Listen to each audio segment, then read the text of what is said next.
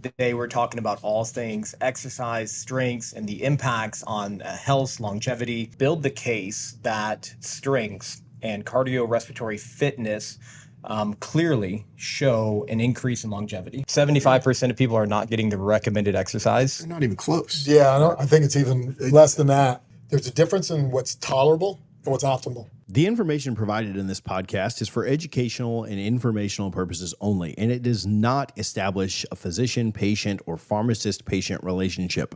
The opinions expressed by the hosts and guests are their own and do not constitute medical advice. This content is not intended to diagnose, treat, cure, or prevent any medical condition. Always consult with a licensed healthcare provider in your area before making any changes to your personal healthcare regimen or acting on any medical information shared in this podcast.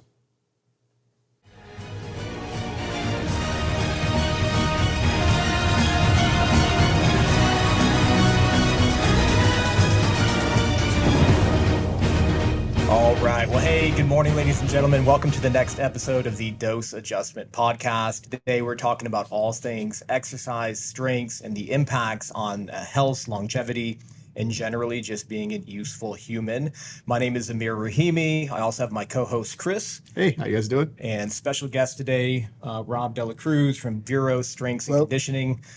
Super excited to have you on. So as we get into this, I really want to, at a high level, build the case that strengths and cardiorespiratory fitness clearly show an increase in longevity. I think there's no doubt about that. We're going to run through some of the studies. I'll geek out on that a little bit.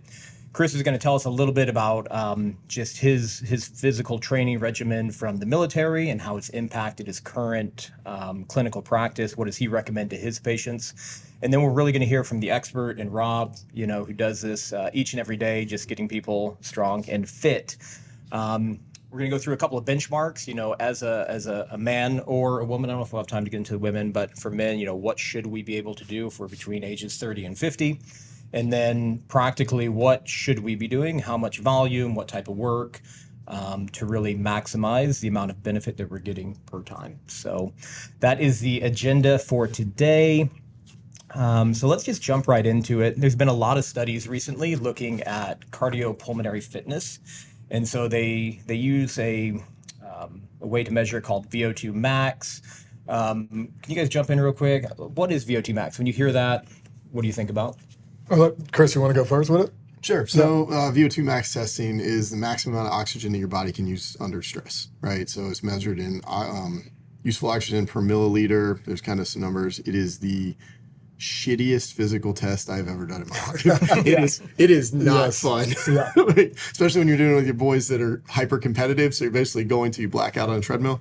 But it matters in the sense that how efficient your body is at using oxygen, and you want to keep it there. So I mean, the numbers kind of vary based on age, your demographics, and where you go with it. But it is a kind of the gold standard in cardiorespiratory fitness. Yeah, it is. And it's gotten real popular, like in the last couple of years, people talking about it a lot. Before, the only people that would kind of really know what your VO2 were athletes that needed to know. And most of it had to do with endurance athletes. Okay. Everybody else kind of was like, they didn't really need to know it as much. But when it comes to VO2, there's certain limiters. And it's not only your ability to be able to take in the oxygen, but it's your ability to take in the oxygen, your lungs bring it in, your heart pumps it through, your muscles absorb it, they squeeze it back out, and then you excrete the carbon. Okay. So all of those are in the chain over there.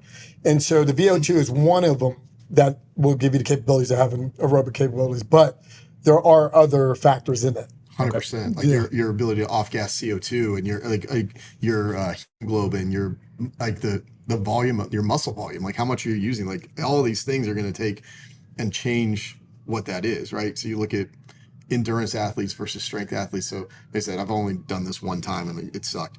But the guy that was testing us was doing his doctoral thesis comparing special operators against the Orlando Magic for basketball players. Mm-hmm. And obviously those are sprint athletes. They're not doing that. So it's an interesting thesis that the guy was writing. But regardless, what does it mean for our patient base, right? Yep. Yeah. So what does that really mean? You want to be, if you can understand it, so we'll get into some of the gadgets and stuff. I'm kind of mixed emotions on if they work or if it's the, the Apple Watch, the Garmin, the different things versus the actual testing. And, a good estimate is fine, but what does it mean for them? The better your VO2 max is, the least likely you are to die of freaking heart attack, stroke, and all these other things. That's the bottom line. Like, it is an indicator of how healthy you are. Yeah, 100%. And to kind of put it into perspective, there was a study in 2020 where they looked at the top 2% of athletes, right, from a VO2 max perspective, an objective measure, versus the bottom 25% of the population. And they basically found if you're in the bottom 25, so you're the least cardiovascular fit, 5 times increased risk of mortality. Yep. And so outside of age, they found through study, there's no greater predictor of your risk of dying in the next year than your VO2 max, which is pretty crazy as a guy who doesn't really love cardio, right? And doing that, Rob knows that. I mean, I had a t-shirt for gunfights that said running breeds cowardice. Yeah. That shirt's for me, for sure. But of course, that's an extreme example, right? The top 2% versus the bottom 25. But if you even look at the top 2% against somebody who's above average, right? Somebody between 50 and 75%, there's still a 2.3 increased risk of dying over those people who are in elite shape. So cardiovascular fitness, a huge issue. We all know the number one killer of men, cardiovascular disease. So another proxy that people will use too to measure, your risk of mortality is muscle volume or muscle mass and strength, right? And so as people are putting studies together and designing things, we can't have them snatching or doing bench press, things of that nature. And so what they'll use is a grip strength test. So they'll use a device, something like this, hand grip right here, and they'll use it as a really good proxy for how strong the upper body is. And so what they've done and correlated is they've looked at, it was a peer study. They looked at 170,000 men across 17 countries, and they determined the average grip strengths, per decade, men, women, left hand, right hand. And what they found was for every 5 kilograms, right, of a lower grip strength that you have versus an average, let's say we're at the same age, if my grip strength is 5 kilograms less than yours, 16% increased risk of dying, right? So if I'm 10 kilograms weaker than you are, you're looking at a 32% increase risk of dying, all-cause mortality. Anything from a heart attack, stroke, car accident, diabetes, lung disease, cancer, doesn't matter. Right, but exactly. But what you're looking at there is the fact that it's a proxy. Yes, for I was just overall, gonna it's say a that. proxy for overall health, right? Because that's not we are 100% not saying go get the little hand grip things and sit in a recliner all day. Oh, I'm good. My grip strength is whatever. Like it's trying to win the jerking off Olympics here. Like you are absolutely being the best that you can be at that. But this is a proxy for your physical health, not your physical health indicator. Yeah, because the way they look at it is that anybody that can put a good number up is pretty strong in the first place. That's what a transfer over. So it's not saying, like Kris was saying, that if you went and you made your grip stronger and you didn't do any other factors of health or strength and you got this higher, that's not going to transfer over. But most people that are strong and that are healthy can move this by quite a bit. Yeah, 100%. So again, just another indicator here showing that how important strength is to longevity, and just your risk of dying in the next year. It goes on and on. If we just look at just pure muscle mass is defined by DEXA scan, I'm sure is how they're doing it in these studies. We look at people who are in the middle quartiles, right? 50 to 75%. So these are above average strong people compared to people in the bottom 25%. They are 2.3 times more likely to die in the next year. All that to say is strength is incredibly important. It is completely overlooked. I think, and you'd probably have a better grip on this, but 75% of people are not getting the recommended exercise. They're not even close. Yeah, I think it's even less than that. Because we take these things and we're like, all right, so you look at and you divide exercise and all these things, right? The cult of exercises. You got CrossFitters, you got guys that are doing whatever, and everybody kind of dies in their thing. Overall functional fitness is the key. I mean, almost every CrossFitter becomes a patient, right? Like they're like, I'm gonna go do this, and they're like, oh, my shoulder doesn't work anymore. Well, no kidding.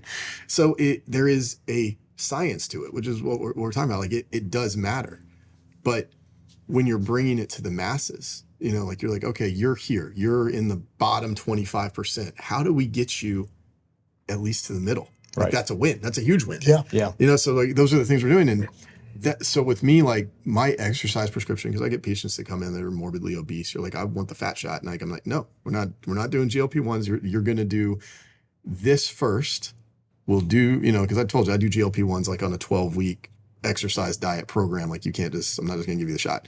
So it's like, when you do that, what does that mean for you? Well, my go-to is like, all right, you're going to do push-ups. I don't care if you're going to do 3 sets. I don't care if there's 3 reps in each set, but that's what you're going to start with. You're going to do something with your abs. You're going to do something with your core, and you're going to do body weight squats. Pretty much. And if you can hang on a pull-up bar or grab a TRX strap or whatever and just pull and engage your posterior chain, you're hitting most of the muscles in your body that you probably haven't even hit before. Let's start with that for 3 months and work on our diet and see where we go. And walking is my go-to with those patients. Yeah, I like that prescription. It's quite a bit less people that actually strength train more than a couple of days a week, and some people hit the gym. And just like Kris was saying, but the way we kind of look at it is there's 6 fundamental movement patterns. You got to squat, you got to sit down, stand up. You got to lunge, you got to be able to go backwards, forwards, basically walk upstairs, come downstairs. You got to press, vertical, horizontal. You got to pull, same vertical, horizontal, and then you have carry. So that's the first thing we look at. Are they missing any of those? And if you're missing one of those, that's your quality of life, is being able to move in those movement patterns. 100%. So if you're missing one of them, you need to regress. And then if you have to regress too much, then you need an assist. Yep. And if it's too deep, then you need somebody to assist you.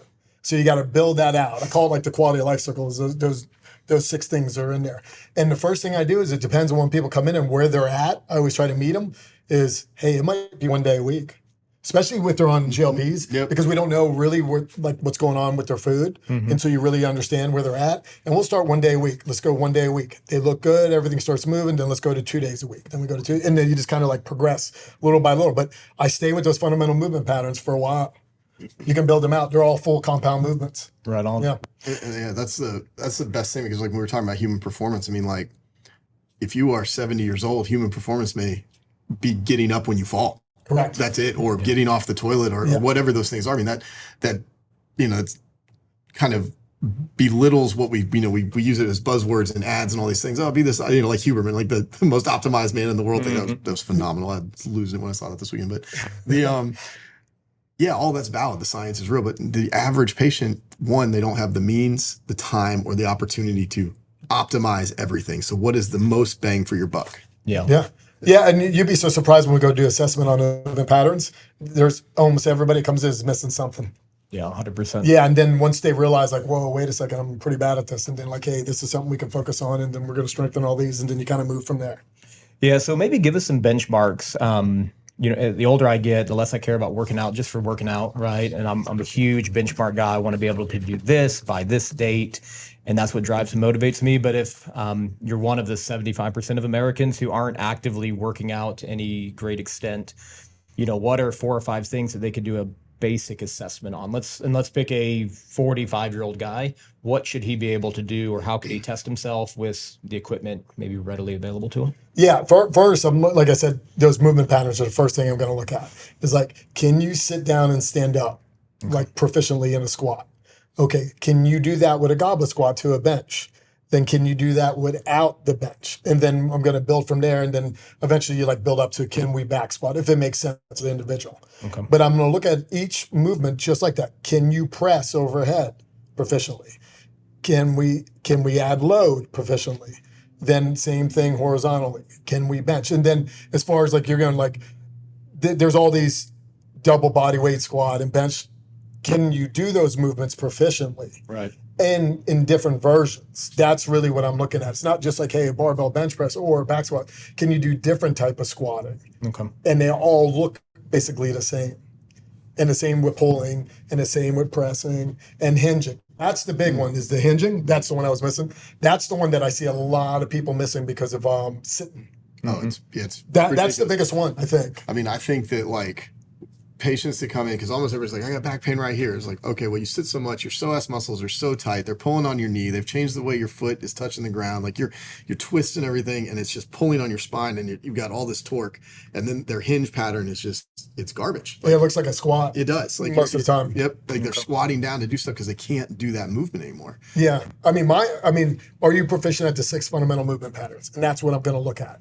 That's where I'm going to go. And then once you are, then we're going to go ahead and start adding to their in loads. Okay, right on. Kris, how about are there standards for men in the military? Like for you right now, you're in the reserves. Do they hold you to a standard of fitness? And so, They what are they those keep, standards? they keep changing it, but no, they recently changed They it. recently changed Yeah. it again. So the standard for 75% of my career was the old school Army PT test, right? For the Army base, right? It's push-ups 2 minutes, sit-ups 2 minutes, 2-mile run, right? Then How many push-ups in 2 minutes? I think they do it by age standard, Okay. right? And so Special Forces works off the 17 to 24-year-old standard constantly. Okay. So that's just the baseline. Then Special Operations adds some other things in there. So we would do a ruck march for time, a long run for time, pull-ups, obstacle courses. Like there's all kinds of other stuff, but that fundamental old school Army PT test was the baseline for most of it. Now it's changed. They've scaled it. It's got multiple events. It's testing like your sprint fitness, some running, like Trap your bar, deadlift, trap bar, right? deadlift, like some overall functional strength stuff. It is a better overall fitness measure. It just takes exponentially longer to execute. So like there's the problem. Like the old one was fast. You could go out and you could run it in 45 minutes, do everybody, and you're done. Now it's basically field day. Yeah. It's like, so you've got all this stuff and you got people waiting at stations and pull-up bars and all these things. Is it a better overall measure of fitness? 100% it is. But there are time constraints and everything else. So it's just like any other thing you got. Like you only have so much time to do so much stuff. So what are you prioritizing? That said, in the last 3 months, the military's fitness and everything has changed exponentially. Like it's as far as what we're doing, what the dynamics are, and everything else. It matters. I think that special operations fitness is really just special operations is an endurance athlete. Rambo there's a few like Arnold Schwarzenegger's in there, but it's endurance. Right. It's not quitting. It's slow, steady. Yeah, there's times that you need to be fast and you need to execute. But if anything that you see from Army, Green Berets, Rangers, Navy SEALs, like it is just going and going and going and going, and that's the whole point of it. Now, how does that transfer back to patients? My thing with them is just you've got to start. You've got to do something, right? If you don't start, you have no baseline. You have nowhere to go, right? Like if you're just sitting there like, I could do this, but I'm not ready. And I was like, I don't care. Start walking. Walk around your block. Yeah. Do a push-up. Do a squat. Do something, and then add to that because that's what people need. Yeah. Yeah, and I was going to say, I think patients are really quick to jump to supplements. They love supplements. They love medication, of course, and we make and produce some of the finest supplements in the world. However, when you look at the data, supplementation was so far down the list. It is beneficial. There's no doubt about it, beneficial.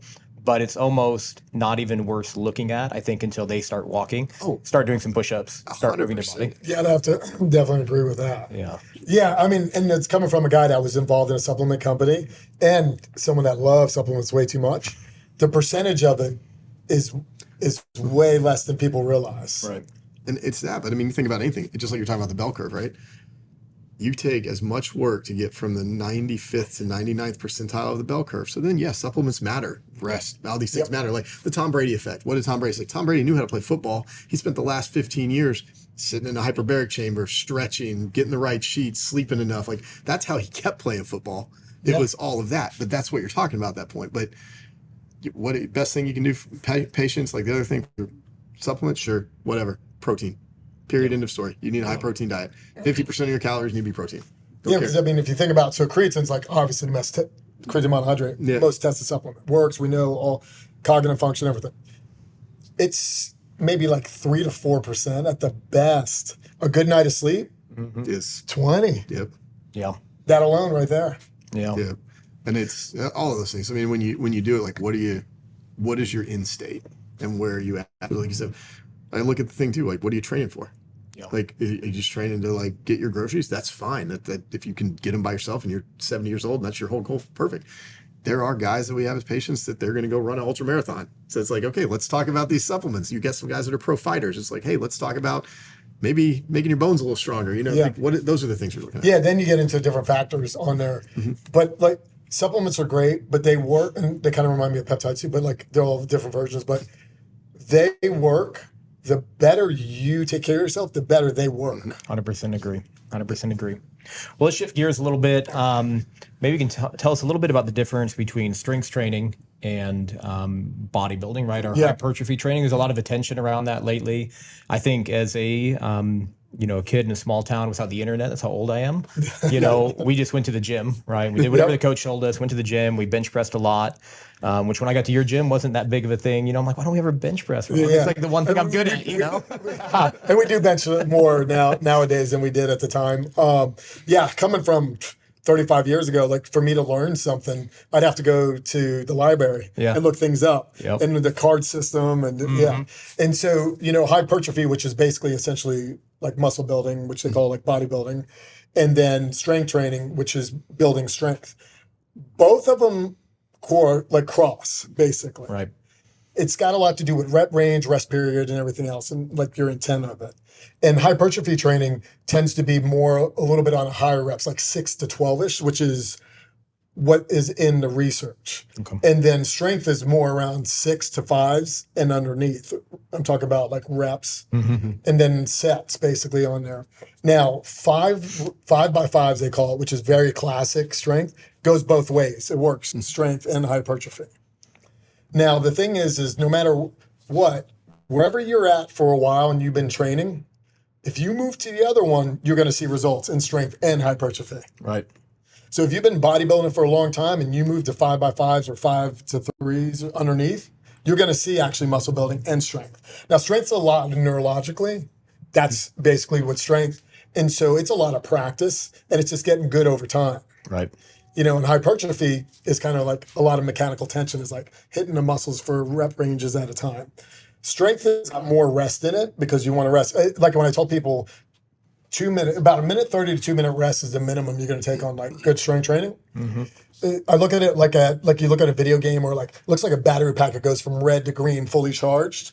When you go too early, you're not fully charged ready yet to go back into the workout or the exercises. So you want to rest. So 2 minutes is about the right range unless you're going real heavy, and it's up to 5 minutes to get close to 100% recovery. Yeah. People don't realize that. Hypertrophy work, it's a lot less because you're kind of like keeping the pump going. Yeah. Constantly. Yeah. So I hope I like describe them both a little bit, but they both kind of cross over. Like once you've been in one for a while and you move to the other one, like you'll see big results. There's something called power building, and that's mixing them both together. And that's what I tend to do mostly. Power building and powerlifting kind of the same, same thing? Yeah, so it's basically strength work with hypertrophy work. Okay. Yeah, and you integrate it together. You can, so like classically they used to do like Pure's Eyes, they would go ahead and you would do your hypertrophy block and then your strength block and kind of move through and then your athletic block, but you kind of lose a little bit. So then they would go ahead and it would be more of a concurrent training model, which that's kind of like what I do. And that's, you're kind of doing it all together. Now, there's a little more of a focus on maybe one or the other, but you're still touching the other one. So you don't kind of lose it at all, basically. Tell us a little bit. I know when I was doing a lot of training with you, it was more CrossFit-esque, not completely CrossFit, but CrossFit-esque. And I know that your training style with your customers now has evolved a little bit. Maybe tell us a little bit about that and the decision making going into that. And then do you guys do more strength training, or I'm sure it probably is, or is it hypertrophy training, or is it a blend? It's a blend, and it depends on when we go in training phases. So like the facility is Vero Strength, and we moved away from CrossFit, which I like CrossFit, like some principles of it. But over time, and we competed at it and all this stuff, you started realizing the faults in it, and you started seeing like the overwork, and the programming is terrible about it. And the thing with CrossFit is I do like to exercise race because that's what you're essentially doing. But I'm not going to base my program on exercise racing. Right. And so that type of workout, what they call the Metcon, which made CrossFit real popular, is it's a workout for time. And those are fine. They just should not be done very often. And the only people that should do them is someone that's got that movement pattern down pat. You 100% have to have the baseline, because you go in there and just with anything, right? Like, I don't care what sport it is. You get somebody that's with jiu-jitsu, CrossFit. You go there, I got this. And then you're like, I don't have this. Yeah. Like it's all those things because there is expertise to it because it ultimately is a sport.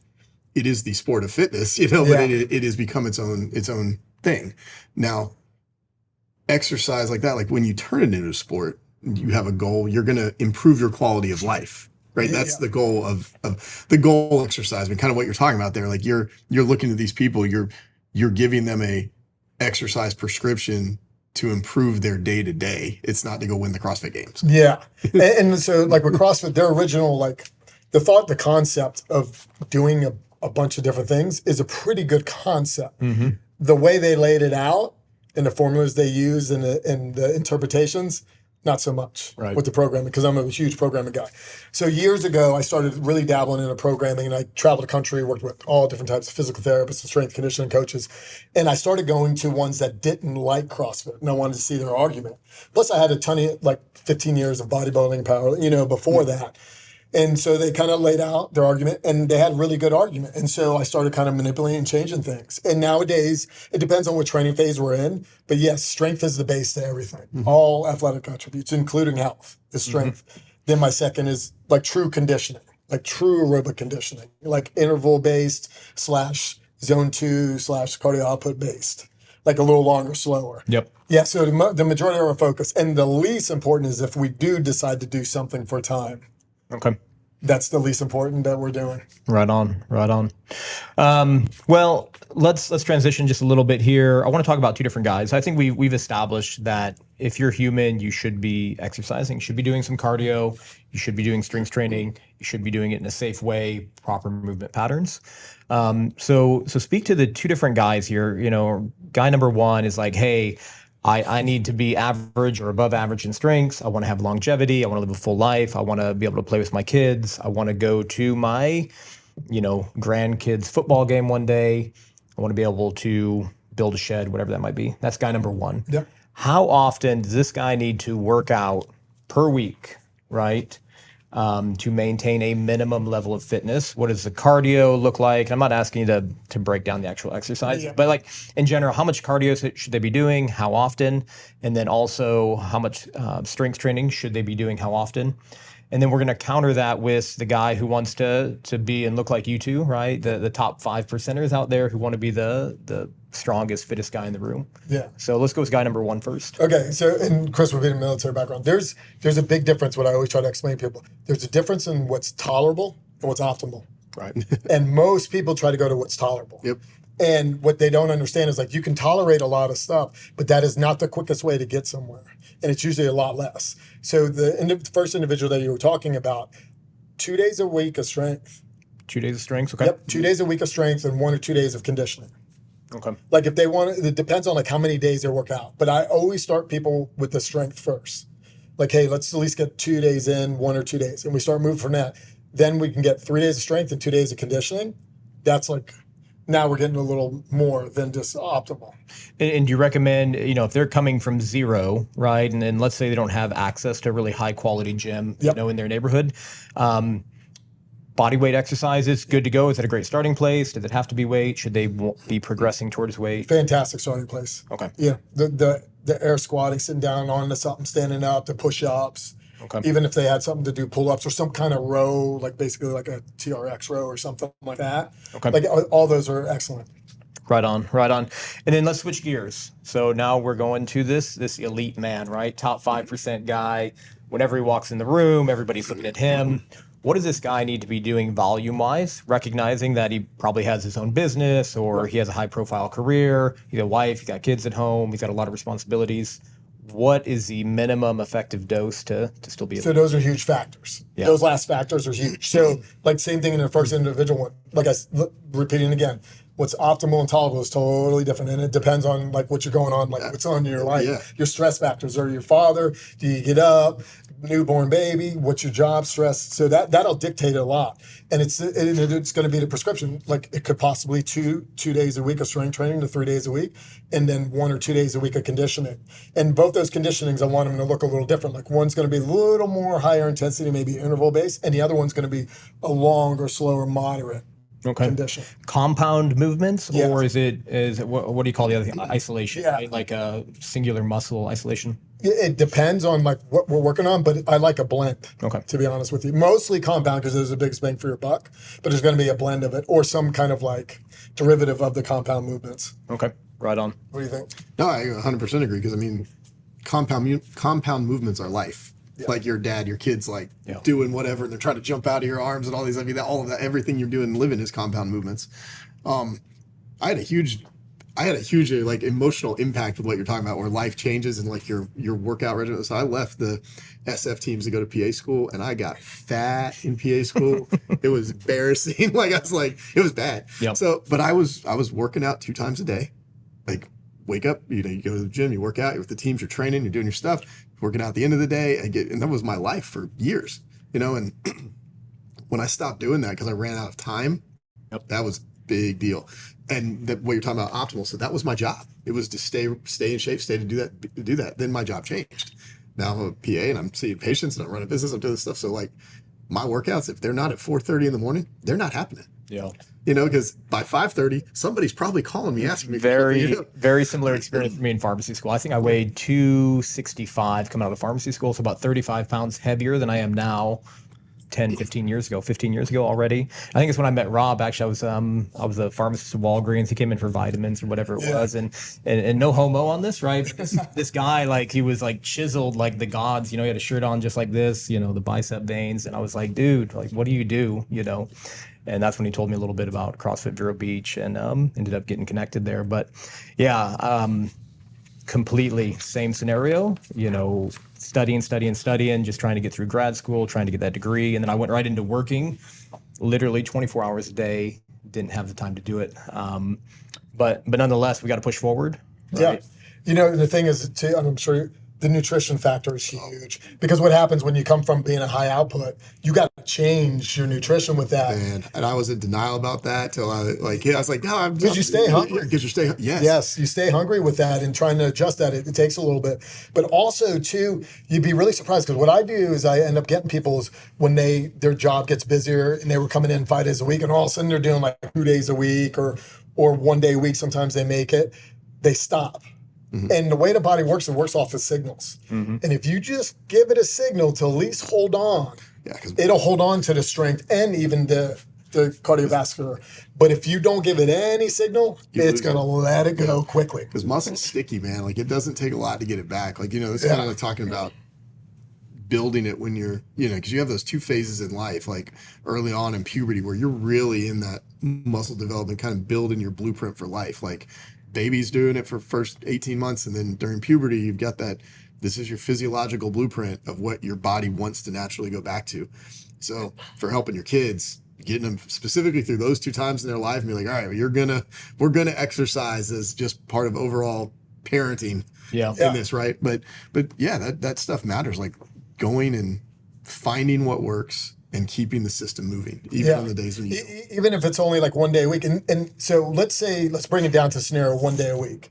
And so let's say your scenario, I can only make it once. What would you do? Most people would gravitate to some kind of conditioning or something intense. And I would move them to some strength training because that's going to keep your metabolism up the highest, which people are kind of misinformed about a lot of that. Right. And just holding on to just the good fundamental movement patterns and like, let's try to keep a little bit of strength. And so you can get a little more open schedule. Yeah, but what you're talking about there, like you're taking like an Orange Theory style thing, right? Like the people like always want to hold on to, right? They're like, get your heart rate up here and do this, which is great because your metabolism, your heart rate, and you will rock out your metabolism in this short burst and you will have this peak. But that strength training gives you this slow burn, like that smoldering bonfire, like you can flame up, but it's not that hot, but those coals in that fire just burning and burning all day, Yeah, no, I'm actually glad to hear that because I do a lot of 1 workouts per week, like in the gym, and I just do legs. I go on Monday because I'm super motivated. Monday morning, I'm there at like 6 a.m. and I just do legs, and I just tear my legs up in a healthy and safe way. Yeah, I mean, I would suggest it would be like a legs push-pull. Yep. So I mean, like real quick, like 5 sets of 5 reps of like an okay load for yourself, and boom, and I figure the rest of the week I can try and get a couple pull-ups in, a couple push-ups in, and again, not optimal, but it's what I could do during that time period. I guess I'm 42 this year, and my biggest concern is injury. Yeah.